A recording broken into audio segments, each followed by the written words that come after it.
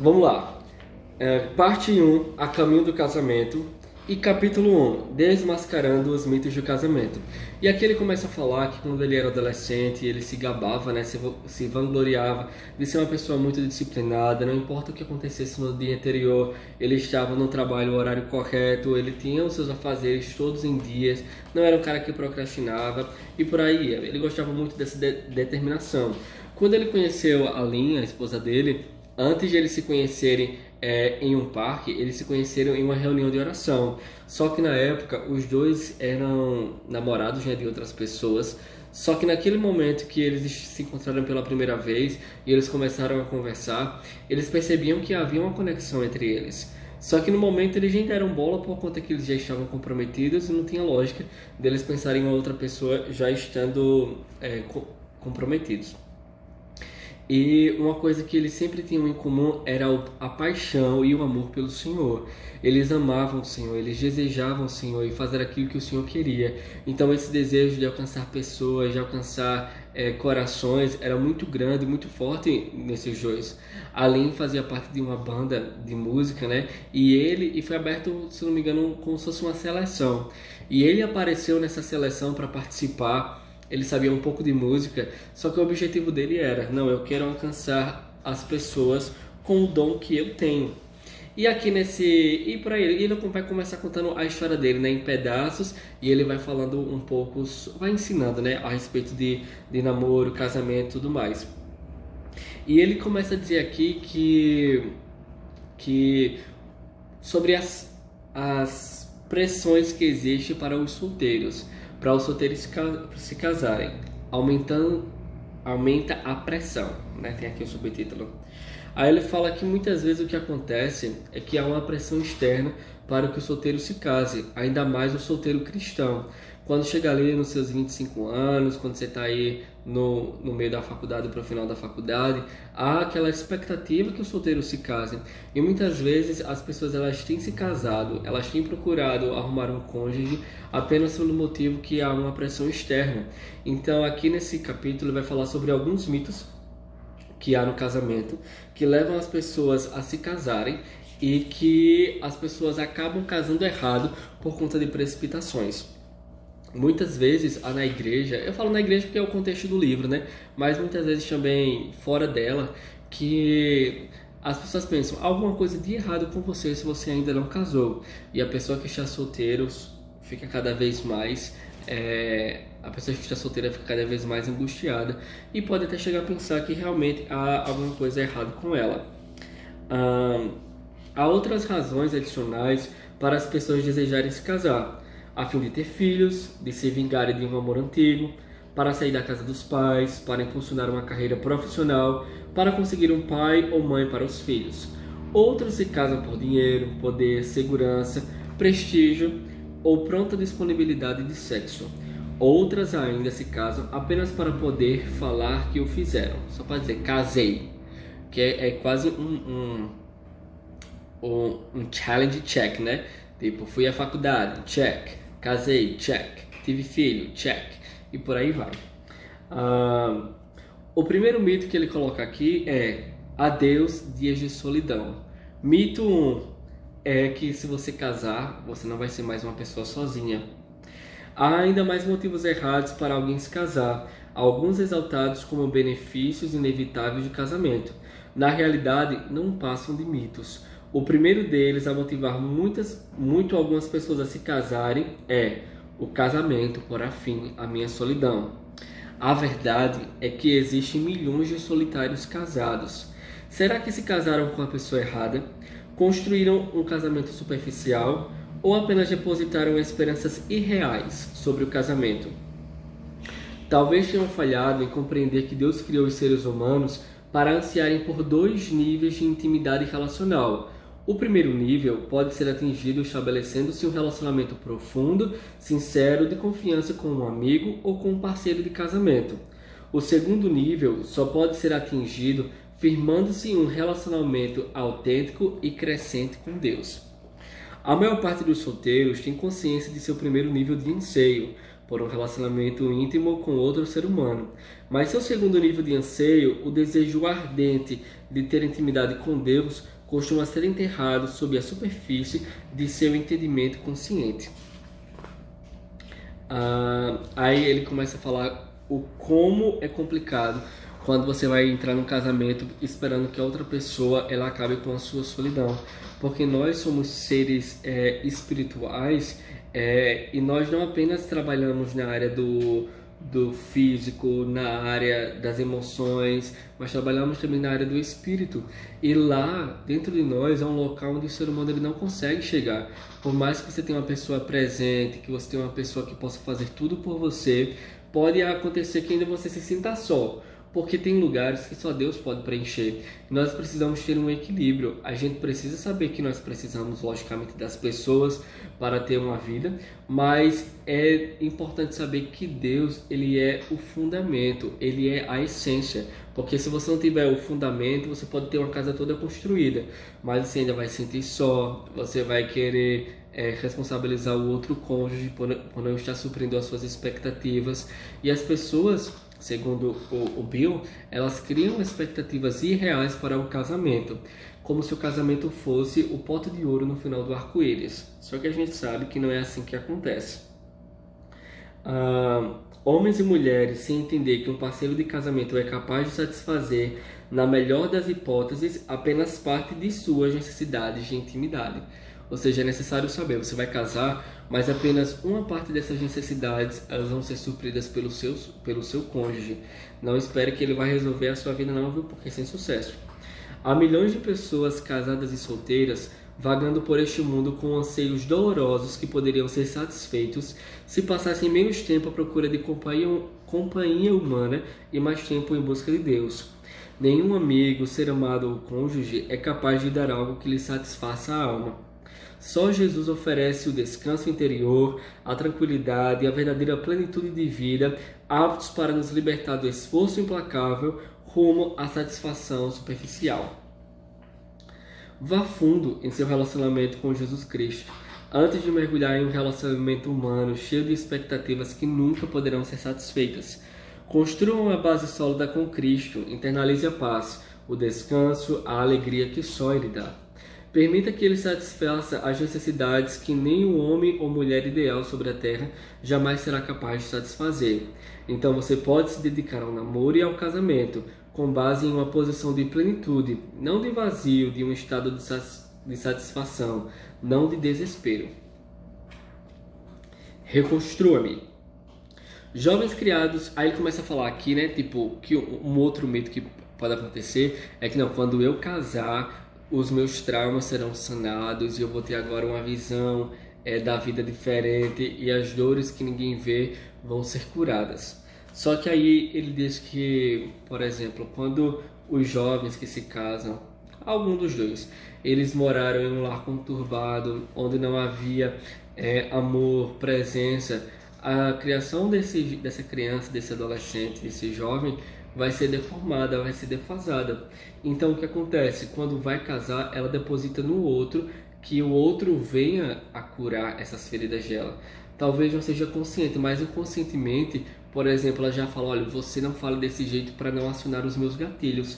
A pessoa chega com vários gatilhos no casamento e quando o outro, que não tem nada a ver com os seus gatilhos, que tem nada, nem sabia dos traumas, que você às vezes nem tem consciência, são inconscientes, quando um choca com o outro, aí começa a responsabilizar o outro por estar trazendo esses gatilhos. Os jovens criados nessas situações costumam carregar feridas que ninguém vê, que os deixam machucados e carentes, levando-os a buscar alguém capaz de curá-las, remendar onde estão quebrados, ou pelo menos fazer a dor diminuir por algum tempo.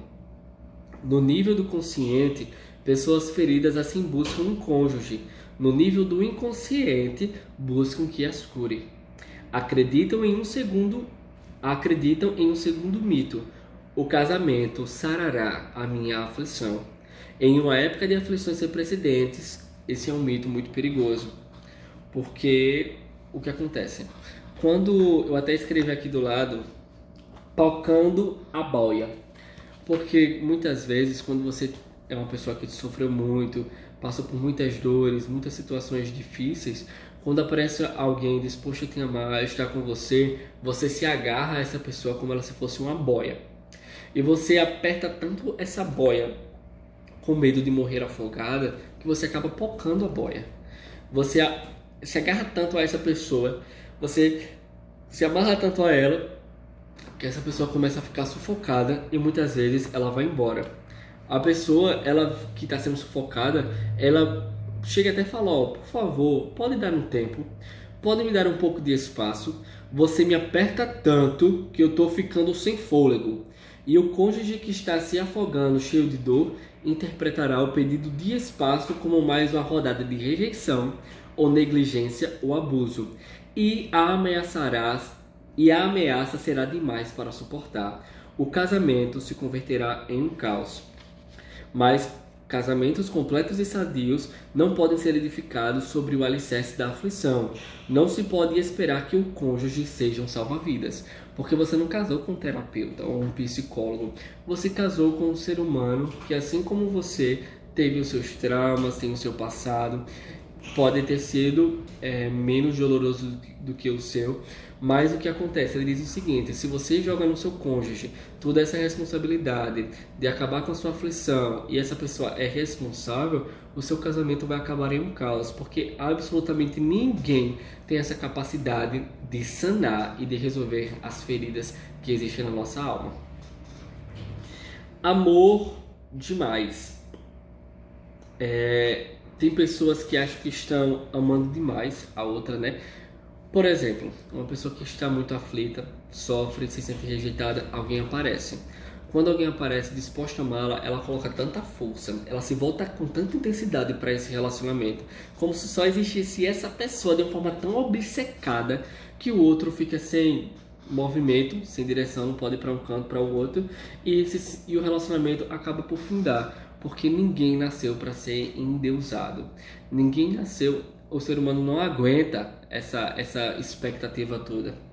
Na busca de um casamento que cure a aflição, só se afligem cada vez mais.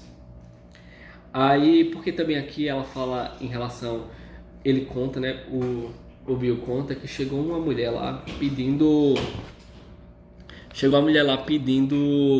um conselho para ele, dizendo: pastor, olha, eu tô com um cara, ele não é cristão, ele é grosso comigo, ele já chegou a me bater e tudo mais. Eu queria uma orientação de vocês, se eu deveria continuar esse relacionamento ou não, porque eu gosto demais desse cara.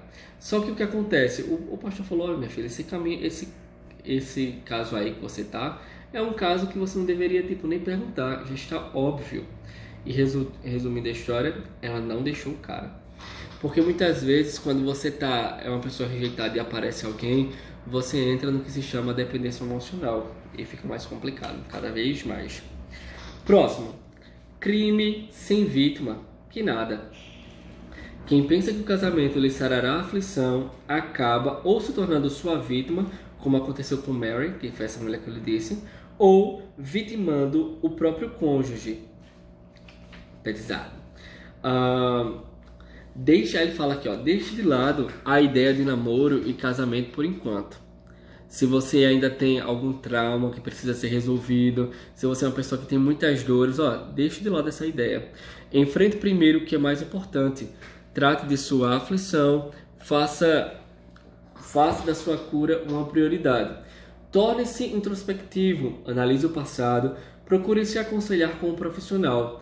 A única coisa pior que um solteiro destruído é um casado destruído. Que é aí que acontece, você era infeliz sozinho.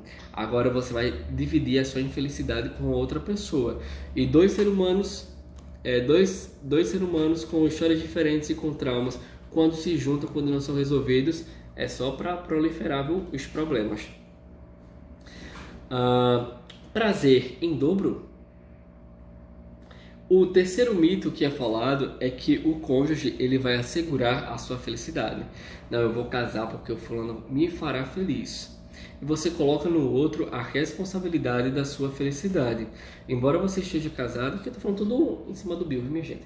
Embora você esteja casado, ele fala aqui que você não pode colocar no outro a responsabilidade da sua felicidade, como se quando você não fosse feliz o outro que fosse culpado, porque o que acontece é um peso muito grande e nós não podemos viver nessa vida fazendo com que os outros se sintam sobrecarregados com coisas que eram para nós resolvermos, como por exemplo a responsabilidade da nossa felicidade. Na maior parte dos casos, um solteiro infeliz será um casado infeliz. Um solteiro amargo e bravo será um casado amargo e bravo. Um solteiro impaciente será um casado impaciente. O casamento não produz transformações de vida ou caráter. Essas mudanças são promovidas pela obra interior do Espírito Santo, que independe do status conjugal, de quem quer que seja.